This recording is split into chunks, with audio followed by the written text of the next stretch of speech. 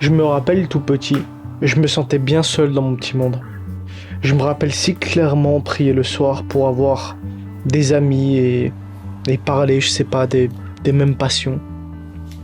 Bizarrement, j'allais recevoir tout ça, mais pas sous la forme à laquelle je m'attendais.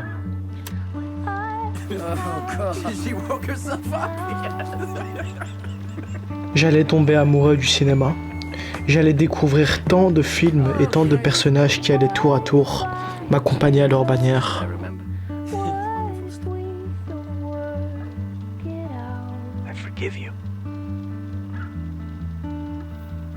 Ce qui se passait, c'est que je comprenais beaucoup plus les personnages que je voyais dans les films que certaines personnes que je voyais en vrai.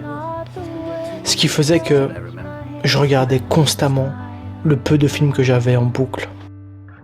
À un moment, sans trop savoir pourquoi, j'ai compris quelque part ce qui faisait la richesse de ces histoires et de ces films. C'est qu'elles ont été capturées. Et ça permet à tout instant de revisionner un moment ou de créer un souvenir bien précis, caractérisant une période de notre vie. C'était logique dans ma tête. Je devais commencer à capturer ma propre vie, c'est-à-dire à documenter ma vie. J'ai commencé à documenter ma vie hyper tôt. Je me rappelle avoir grandi avec les films de super-héros toute mon enfance. Et après en avoir regardé énormément, j'ai compris un élément crucial qui caractérise le super-héros.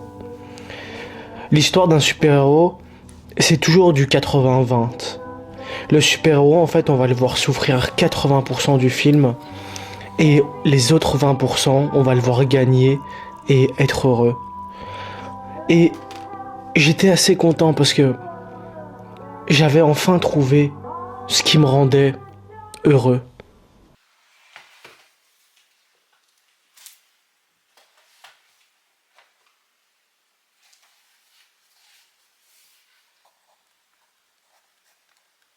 Mais ça n'empêchait en rien, tout comme le personnage d'une histoire ou ce super-héros qu'on a vu avant, que je devais vivre mes 80%. Je devais vivre mes moments difficiles.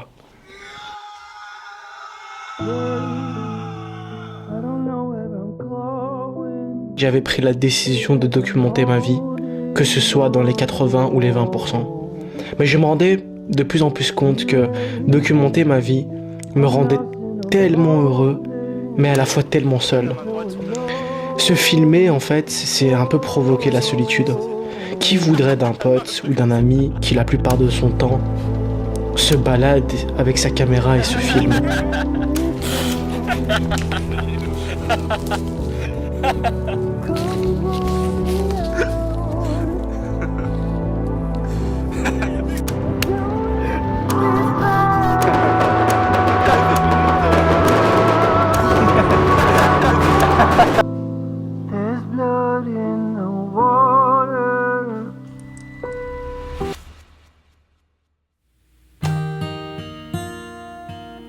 Pourquoi documenter sa vie? En fin de compte, c'est une très belle question. Et je pense que j'ai pas vraiment de réponse. Mais documenter ma vie pour moi, c'est simplement accepter d'être le personnage principal de sa propre histoire. C'est accepter que personne d'autre écrit ou choisisse les prochaines lignes de notre histoire.